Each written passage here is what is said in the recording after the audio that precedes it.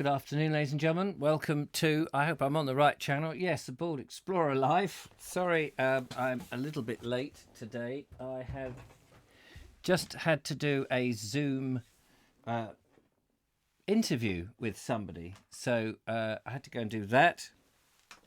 So I'm not at all prepared. Just checking everything is all okay. Wrong button. You hate it when you press the wrong button on your phone. We are reading I Saw Two Englands by HV Morton. And we moved the time to 4 o'clock, which it is 4 o'clock, isn't it? Yes, 4:06. So that's all good. So I've just had to go and do a little interview, be asked about lots of stuff to do with Worthing on, I can't even remember what the website is, but so I hope that's all right. Afternoon to English Andy, to Sarah, to Graham Roffey, to Ben Reeve, and to TurboStream and Judith. Hello to all of you. Thank you for coming along. Steve G mentioned, sent me an email. I think it was Steve G. I think it was you, Steve G, wasn't it? Who sent me an email about copyright. And of course, there's this business of copyright, whether, reading this out is actually a thing or not, whether one can get sued or whatever in breach of copyright. And of course, the idea of reading this is to give people something to listen to during the day. And, I happily promote the book that we're reading, but I'm aware that, of course, this is somebody else's work, but it is somebody else's work from some time ago that most people probably wouldn't read anymore. They might do. So I was thinking about this, and I thought probably the best way to approach this. So just to explain, usually it's 70 years after the death of the author, and then it's another 70 years, because after the death of the author, it goes to the family or the estate or whatever, and then 70 years after that, it is in the public domain. As Steve explained to me, he did some research on this, which means, of course, that we are reading something which is technically, not in the public domain. Now, this is a relatively newish book of this, and this was published in 1989. Okay, so some time ago, and it's unlikely, I would think, that they would publish this new anymore, and you probably only can get the book in secondhand books or whatever from Amazon. Hello to the lovely Julia. So what I think one should do is to carry on reading this, and leave the YouTube video up for a week and then delete it. So, in other words, the JB Priestley one and the Narrowboat one, I feel I should probably delete those, because by leaving it up, I think you are giving reason for copyright and what have you. But if I read a chapter or a segment of a chapter, leave it there so people can catch up, they've watched it, and then read the next one and delete that one, or what, not really, a week later. So you've only got 7 of them up at any one time, and one knocks off as one comes. If anybody wants to happen to keep them and they know how to sort of download a thing, then, because if anything, I'm more likely to be promoting people who will go and try and obtain a copy of it. But if it's not new, if the book is no longer in print, how can somebody buy it, and by doing so give money to the copyright owner? I suppose they would argue that I should pay the copyright owner something. I guess that's it. it's no different to being read in a school. Yes, I know it's a tricky one, isn't it? But I think if you've read it, I think where it comes is are they losing revenue? I mean, that would be the argument, I'm sure. Are they losing revenue? If none of you were going to read this anyway, they're not losing any revenue because you wouldn't choose the book. However, somebody searching online for J.B. Priestley's English Journey, spotting that there is the whole reading available, they may not buy the book. They may listen to the reading for free. And I'm not I'm not technically making any money on it unless I put adverts on it, which I don't put adverts on this. They may go on by default. So if I make money from it, of course, then that's so that's the difference, isn't it? But if I take it off after reading a chapter, then the greater public can't access it, only though, our little clique plus a few others who come along. That's how I would see it.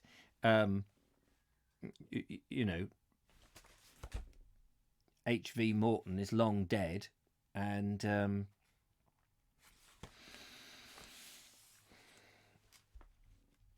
it's difficult. It's a difficult one, but I think probably if I remove all the other ones, then it's gone, isn't it? It's no long. Anyway, we're talking. That's how I think I ought to proceed. Anyway, and I take Diana's point of view that if you're not a published author, obviously you want the royalties, but if you're long dead, it's like, who's actually going to get it if the family is no longer getting it and it's just lawyers getting it or whatever? I mean, if HV Morton wasn't getting his money, I'd feel better. But if it's his son's son is getting it, money for what his grandfather wrote, I don't know. How would I feel if it was my work? There's part of me that says, write your own bloody stuff. Do your own stuff, I wouldn't want Morton himself to be... Anyway, I am waffling. Sorry about that. Let me take a swig of my cold coffee after my interview I did. Where did we get to? Oh, yes, here we are. So, our man, Morton, has been around a number of properties in Kent, and is now heading off somewhere else. Oh, yes, he was talking about Stanhope, Lord Stanhope. Excuse me, having a yawn. Very tired today. So, here we go. He's carrying on with his journey in Kent. Hello. I'm just going to check that in case that's somebody saying it's not working. Knole, Knole, stands a little way out of Sevenoaks, in a fine park full of ancient trees, oak, beech and sycamore. Herds of deer stand beneath the trees, and the more adventurous occasionally advance into the open to accept or reject a biscuit offered by some lover of animals. I drove in through the gates and saw the house far off, looking as though several colleges in Oxford and Cambridge were taking a walk together in the country. The place, enormous as it looks from a distance, seems to grow larger as you approach it, and I had the uneasy feeling as I saw the hundreds of windows that crowds of people, invisible to me, must be watching my solitary advance. But when I reached the noble and austere west front with its 5 gables on each side of a grey, embattled gatehouse, there was not a soul to be seen. There is something uncanny and unnatural in the silence which enfolds these great houses of the past. They were made for a teeming population, not the wage earners of the capitalist age, but the dependents and the families of dependents of a feudal lord. Now these mansions stand in the loneliness of their old age, silent and almost deserted. When Richard Sackville, the third Earl of Dorset, inherited Knole in 1609, 126 people sat down to meals in the house every day. Steward, chaplain, clerks, cooks, yeomen of the pantry and the buttery, slaughterman, brewer, under-brewer, footman, servants, falconer, armourer, grooms, stablemen, and all the other inhabitants of a self-contained community. Today, Lord Sackville, the descendant of a family which has inhabited Knole for over 3 centuries, lives there with a small staff occupying only a corner of the immense place. I passed in under the old archway and bought a ticket at the lodge on the left. Before me stretched a great lawn with grey buildings rising round it. Facing me was another tremendous gatehouse, more gables, more leaded windows, and another courtyard paved with stone leading to still another facade. I went into the house and waited in a huge Renaissance hall until a young woman, whose task is to convey inquisitive members of the public around Knole, came in and took charge of me. The visitor to Knole finds himself in a maze of corridors and apartments, rather like the oldest part of Rome. The long, narrow streets, which are corridors, open out into a piazza, which is a room, and then with haphazard irregularity branch off again to others, smaller or larger.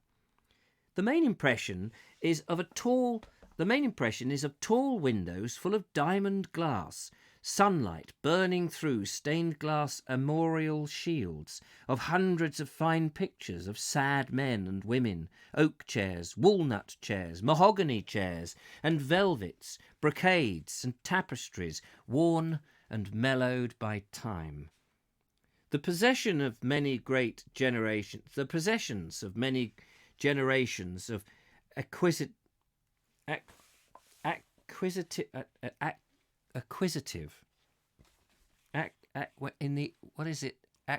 it's an acquisition. Acquisitive. Is that how you pronounce that word? The possessions of many great generations of acquisitive human beings are standing there almost magically preserved from decay. Some of the oldest furniture has been so well treated in all its life that if an antique dealer tried to sell it to you, you would hesitatingly declare that it was fake. It looked too good to be true. The number of rooms in Knole is utterly bewildering. It is difficult to believe that even an Elizabethan or a Stuart nobleman required so many in days when households were numbered by the 100. It is hardly possible that the whole of Knole could ever have been inhabited at one time. There must have been large uninhabited areas. Even Jacobean Sackvilles must have said to their wives, "We must make up our minds and go over and live in the East Wing next year." Miss Victoria Sackville West, whose charming book Knole and the Sackvilles should be read by everyone before a visit to Knole, and she confesses that after a lifetime of familiarity I still catch myself pausing to think of the shortest route from one room to another. With a memory of 126 servitors who sat down to meet with my Lord Dorset in 1609, I asked my guide how many servants inhabited this Tudor town today. "Oh, perhaps a couple of dozen," she said. I asked if such great houses, get their staff from old families in the neighbourhood, but she said, no, they advertise for cooks and parlour-maids like everybody else. I then asked how many members of such staff have a sufficient sense of history to appreciate the privilege of living in a house like Knole, but this she was unable to answer. Unlike Penshurst, Knole has no Sir Philip Sidney to focus the attention of the casual visitors. the Sackvilles, interesting and active as they were, did not produce one great hero, with the result that visitors to Knole come away remembering little about the men and women who lived there.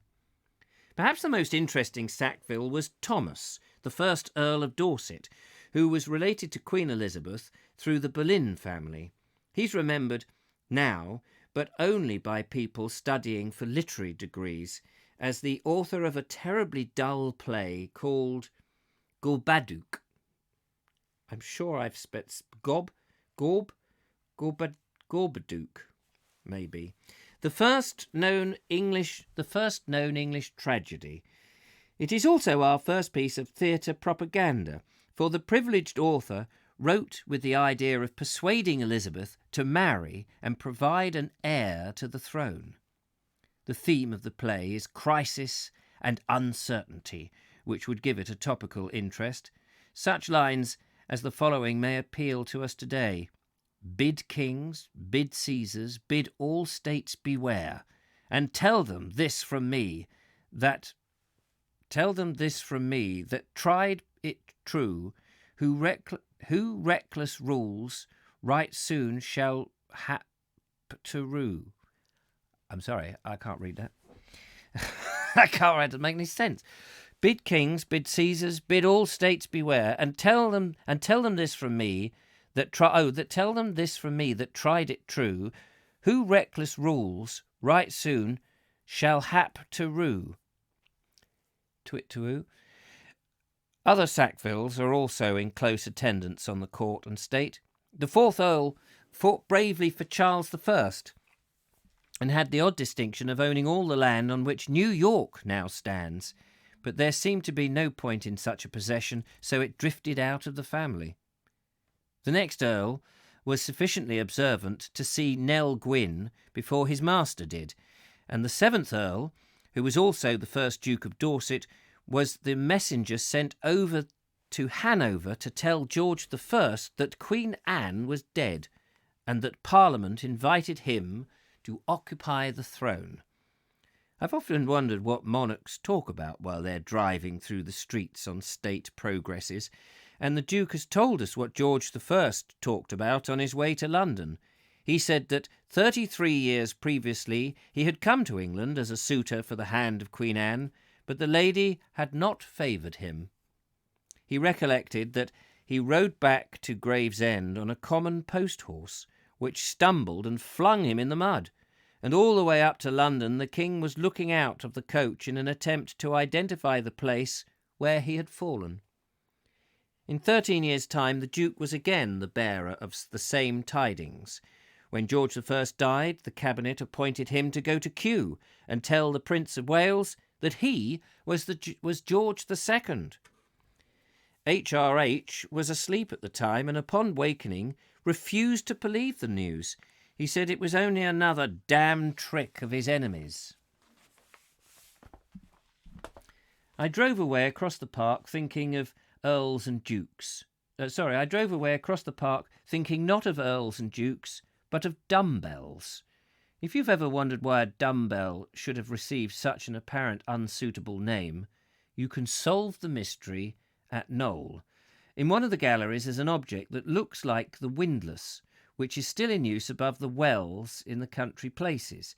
2 ropes used to hang down from a roller through the holes in the floor of the room above, where Jacobeans would grasp them and pull, causing the roller to revolve and wind up the ropes, which then had to be pulled down again. The exercise was like that of bell ringing, but without a bell. This dumb belfry, that gave its name to the gymnastic hand weights, was used as late as the 18th century, for Addison says in The Spectator that he used this very instrument that morning. So, so that's quite interesting. Let's have a look at the Calendar House, 365 rooms. So how many rooms it's got? Trev's travels by narrowboat. I like all brewers. Ah, bless you. Linda Kane says stunning place, almost unchanged since 1603. Massive 20 million renovation a few years back, reopened in 2017. Hire to Boss Hugo. Ed Loud says, not sure why a park needs guarding. Maybe it was a lockout for planes or paratroops or something. Maybe a nearby a bit of infrastructure. Oh, okay. Gorbaduck. Oh, Gorbaduck. Is that how it's pronounced? Thank you. Gorbaduck, the first, whatever it was. Can't remember what they said now. First English tragedy or something. Imagine owning all that land where New York stands today. You'd be the richest person in the world by far. Yes, that's true. What would you do with all that money, though? Knole is well worth a visit. Lord Sackville had his own doorbell installed in Dymo tape. Labelled in Dymo tape. Dymo tape, is that like plastic? Used to have a. Do you know what I mean? That little plastic dialy thing with the letters, and then it would come out and sort of punch them, and they would be in relief on a tiny little strip. Is that what Dymo tape is? The ancient Rome, says Michelangelo, of France. The ancient regime of France moved from palace to palace due to their insanitary habits. When the smell got too much, they moved. The French invented the flat pack furniture. Oh, is that true? Is that the reason they went? Because they just stank the place out and then they moved on. How extraordinary. Forgot the new time. Been mowing. Ah, sorry, Audrey. I was a bit late myself, to be honest with you. I have used a Dymo tape machine. Yeah, I remember we used to label things up. It used to be the only way you could label things, and it would be sticky, wouldn't it? And you stick it on, and then you'd run your finger over the punched out text. I used to like that.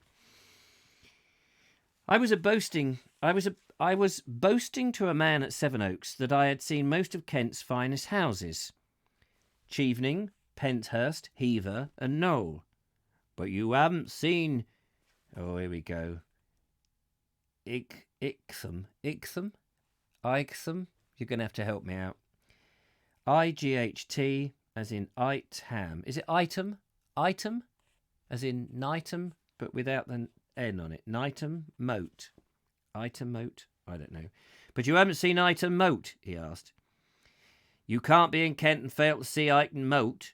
If you don't see it, you'll always regret it. I'm giving it another bloody West Country accent, aren't I? He's in Kent. I don't know how they speak in Kent in those days.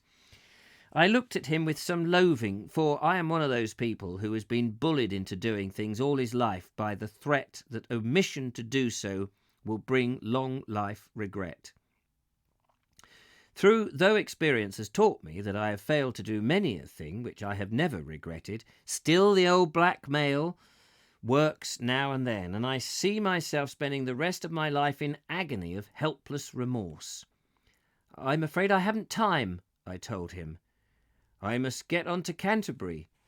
But this was only a transparent attempt to assert my independence, for no sooner as I'd turned my back on him than I drove straight to Ightham. I was not going to regret Ightham all my life. I was not going to be pointed out as the man who had been in Kent and had not seen Ightham Mote. These are nearly all NT properties, yeah. Is that how you pronounce? Does anybody know how you pronounce that? I came into one of those exquisite triangles of peace and beauty which exist between the hectic main roads of England. About Ightham, however it is, the gentle Kentish landscape permits itself a few exotic moments for which I guarantee that you could take the deep, luxuriant lanes and put them down in Devon, and no one would have noticed their arrival. Ightham Mote is really a well-preserved, moated medieval manor house. Okay. Wikipedia says you pronounce Ightham Mote correctly, as in Ightham, as opposed to Knightham. Okay. That's grand. Good old Wikipedia. And if anyone can understand how you pronounce things from the Wikipedia thing, I really can never fathom out Wikipedia's pronunciation with all the weird little graphs and things. It's very peculiar. Anyway, The house I had come to see was well hidden from every steep lane, although only a few yards from it. Sorry about my glasses being wibbly wobbly. Every Friday afternoon, the owner, Sir Thomas Collier Ferguson, opens it to the public, and though I had not met a soul in the lanes on the way down, there was quite a small crowd waiting to go in. That's interesting. Every Friday afternoon, the owner used to do it. Now, as you say, are all National Trust properties. But I suppose before the National Trust Board, the owners were they? Was it? What's the word I'm trying to say? Mandatory that they opened them to the public. I sort of get that thing. That they were mandatory to be open to the public by people who wanted to see them, whereas now it's sort of a business, isn't it? I'd read somewhere that the word mote has no reference to the moat, M-O-A-T, at Ightham. It is an old word, mot or mote, which means hill, like Mote, or mound on which castles were so often built in the old days. When I reached the end of the path, I came to an old grey gatehouse and a tower, an arched bridge, and a tall yew hedge planted along one side of the moat. The walls of the house rise from still water. Some part of the building is of grey stone, some of red brick, and some of Elizabethan timber work. It is almost textbook of domestic architecture, and the general effect is that of a poem written by time upon stone and brick, for each century has taken up the pen and written a few lines. Ightham began its life as an old castle which had to be defended, if necessary, with arrows and boiling oil. Therefore, it had to have a moat to repel unwelcome visitors, and it had to have crenellated walls from those shelter defenders who drew their bows and hurled their javelins. Then times became safer and window glass was made. The owners turned Ightham from a castle into a house, but they kept the old moat around it. Houses became more comfortable, glass became cheaper, and so each generation brought the old castle up to date. But even the most ambiguous of innovators could not alter the original shape and size of the place because of the water surrounding it. So Ightham has remained all these years rather like a city within its walls, subject to every kind of change inside, but unaltered by expansion and growth. An angry swan was swimming in the moat, ruffling its feathers and making indignant noises. The sunlight slanted over the old building, and the gardens were drowsy with the sound of bees and insects, and the house stood in the sunshine, no longer defiant, but grey and kindly in old age. The gate was opened by a butler. In company with the old sightseers, I trooped in company with the other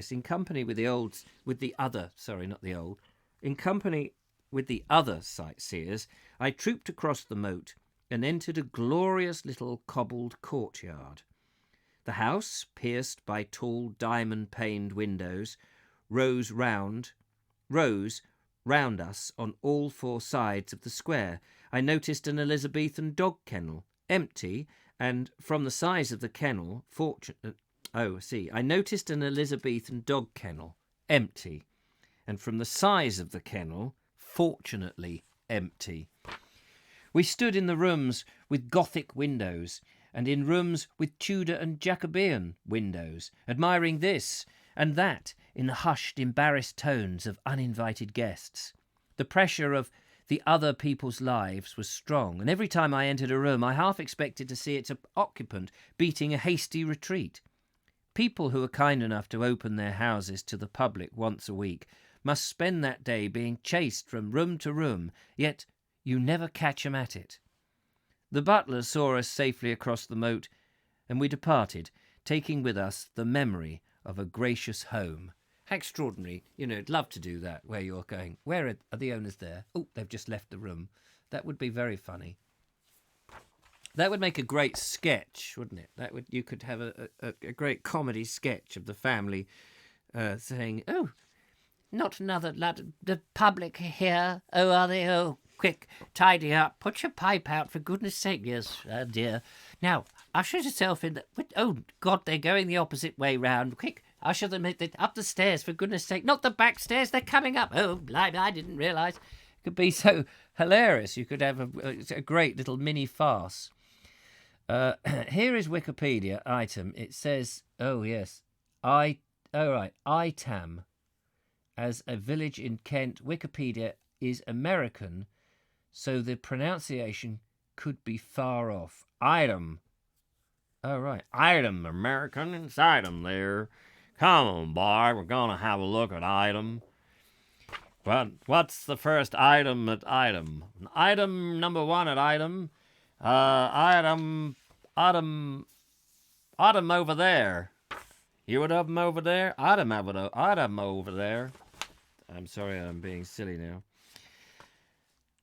I went up the hill to Ightham Church, which numbers among its memorials a tablet to Dame Dorothy Selby, who lived at Ightham Mote in the time of Mote or Motte. I don't know how they're pronouncing that. In the time of James I. She is said to be one of many people who discovered the gunpowder plot. It is surely strange that so much fuss was made about discovering the gunpowder plot, which, as plots go, seems to have been unusually fair and above board. One of the plotters even took the trouble to write a letter warning Lord Mounteagle not to attend Parliament, because those who did so would receive a terrible blow, yet not see who hurts them. You see, you'd have a terrible blow, but you won't see who hurts them, because they're going to blow you from underneath. Know what I mean? The tradition at Ightham is that Lady Selby interpreted this anonymous letter, although what there was that demanded interpretation I cannot imagine. It is a well-known document, and it is clear statement of fact, a warning that something desperate was to be attempted during the sitting of Parliament, which made it advisable for Lord Mounteagle, if he valued his safety, not to attend. What could be plainer than that? The best-known story is that the letter was taken to James I, who had a great love of riddles and mysteries, and that he, having pondered over it for some time, sensibly suggested that they should have a look at the cellars under the house, where, of course, Guy Fawkes was discovered. If Lady Selby had any part in discovering the plot, I'm certain that the document she unravelled was something more subtle than the Mounteagle letter. She is supposed to have solved the mystery with her embroidery needle, which gives an added touch of confusion to the story, and indeed I must confess that to me Lady Selby's part in this is more mysterious than the plot itself. A few miles from Ightham I came to the village, on whose wide green stands a white post with a centre cross piece. The village is Offham. Offham or Opham? We've got an Opham down near Lewis, but I'm going to call it Offham because it just seems easier than saying Oaf. The village is Offham, and the post is the last quintain left in England. I wonder if it's still there. Well, there's a picture of it here, so I guess it must be. Well, it was there in 1989. I'm talking rubbish again. In the Middle Ages, most villagers had a tilting post at which youths and young men tested their skill with the lance. There are many kinds of quintains, some of them in the form of human figures, generally with a Saracen's head, and I suppose the dummies used for sword practice, and familiar to every cavalry soldier, and they are a survival of the medieval quintain. I have ridden at these in my youth, and I remember the art of it was not to gallop or trot, but to come up at a level canter, with your arm and your sword in a line, and then, having thrust your sword into the dummy, to let your arm swing round, and the sword withdraw itself as you went past. But you could almost put your arm out, by bad luck, if your sword hit the iron bar inside the dummy. Donk. Oh, nasty. There were similar penalties for the clumsy tilter at the quintain. The post at Ightham illustrates what happened. From one end of the pivoted crossbar hung a heavy bag of sand. If the horseman was slow in getting away after hitting the target end of the crossbar, the other end came round and gave him a mighty blow with the sandbag. That would be fun to see, I'm sure. Throughout the Middle Ages, young men trained themselves in warlike exercises at the quintains on the village greens of England, and then, in later times, the sport was seen only at wedding feasts.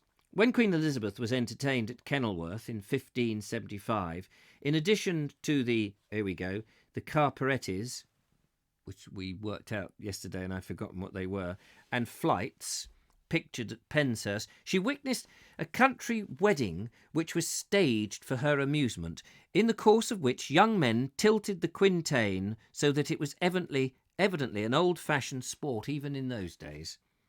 How and why the quintain at Ightham has survived, I don't know. I went into the little post office to ask, but they could tell me only that the occupier of the house, called Quintain House on the other side of the village green, is responsible for its repair and maintenance. Ightham is very proud of its quintain, as it ought to be, for, as the postmaster told me, there was a terrible to-do recently, when the top bar was lost. If Ightham revived the old sport of tilting at the quintain, I think half of England would go down to Kent to watch it. And here's a picture of the quintain, for those who would like to have a look. Avagander. Which way is it? Hang on. It's on this page. There we go. It's a bit far away, isn't it? And here's some pictures. Here's some pictures of the house. This is Knole. You know Knole. There's a nice house at Knole, isn't it? There, see? Very nice. No, that's that's not Knole. That's the Mote place. The whatever it was called, Mote. Ightham. That's Ightham Mote, isn't it? Ightham Mote, whatever you want to call it. Next item on the agenda, Ightham Mote. See, Ightham Mote. Not much of one for the what's the name place. Just a big statue on that one. They're a nice bit of statue. It's nice, isn't it? Nice statue. Like that. Do you? No, not really. So now we come up to chapter 2. I think I might have to start this on another session because it's huge. Travelling through the hop gardens of Kent, I come to Maidstone, where I find a clinic in an archbishop's palace and a tithe barn occupied by an ARP. I go to Boxley to look at the grave of George Sandys, and on the way to Canterbury, pay a visit to Leeds Castle. Turbo Stream says, "Here, that's my gaff. Wait a minute, we saw your gaff the other day. It looked a bit different, if I remember rightly." So yeah, that's chapter 1. I think I'll keep it short today, only because I don't really want to get into chapter 2. So yeah. Anyway, thank you, Steve G, for the putting a cat amongst the pigeons about the copyright thing. Ed Loud says, "I wonder if anyone records the homes of today in such rich detail. I doubt much record is made of the tower blocks and other monstrosities. Yet in 100 years, some folk might wish to go back, and it'll be too late." Well, assuming people do manage to keep digital stuff available, and we don't, it doesn't get all eroded by some big 5G. This is, by the way, the official representation of 5G. I don't know whether you knew that, but that is a factum totem pole. And yeah, I guess there'll be so much stuff of people's lives available, we won't know where to start. I could do with a pint of IPA now. Yes, yes, it'd be nice, actually. I am drinking one now, says Trev's Travels by Narrowboat, you lucky beggar. Don't make me jealous. Brummy stout for me, says Turbo Stream. Aubrey says the sun is over the yard harm, or is the sun over the yard harm already? It is for them. I think they'll be over the yard arm very soon themselves. Proper job from St. Austell Brewery. Oh, down there in Cornwall, see? It's beautiful down there, isn't it? Isn't it, Richard? Yeah, it's beautiful.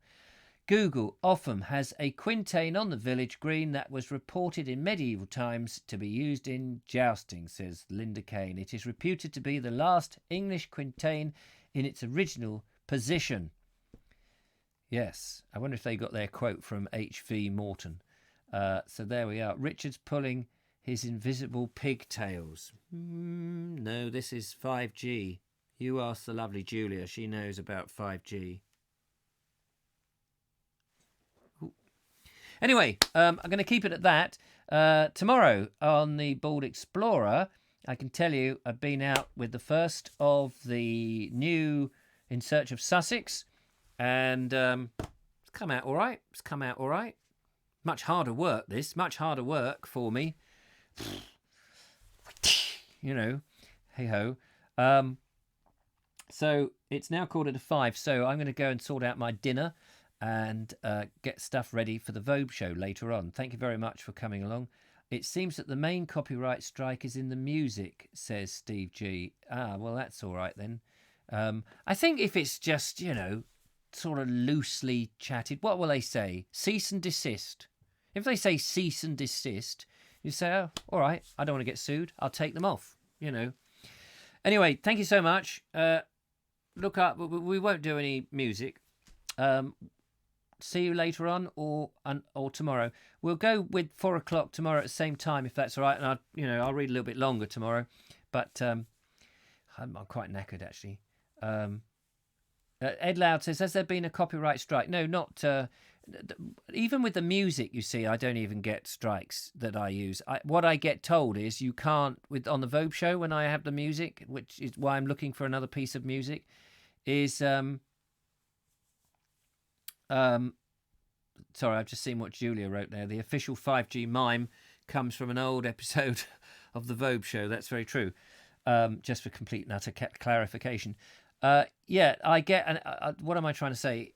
Every Vogue show I can't monetize because they say, oh, you've used copyright music, which is true, and it's only a small snippet, but it's old. So what they don't do is they just say, I don't know whether they put adverts in front of it, because I use an ad blocker, so I don't see them. Excuse me. And they might well do. So any revenue they get, I don't get it. Any revenue they get for me using that 30-second piece. But as the audience is growing and as the Vogue show becomes more popular, I will have to ditch that piece of music because it would be nice to get the few shekels. I worked out, oh, what was it now? For every 10,000 views on something, for every 10,000 views of a video, I get £1. That's from advertising. So, as you can imagine, you don't get much from the adverts. So I get about 40, 50, 60, depends on, pounds a month. That's my revenue from YouTube. So yeah, worked out that looking at the analytics, 10,000 views equated to £1. That's a lot of, you've got to really work hard to get 10,000 views on a video and get £1. There you are, mate. There's £1. So if that makes you feel sorry for me, good. That's what it was designed. If it makes you think, well, he's a rich bugger then, getting a whole £1. Whew.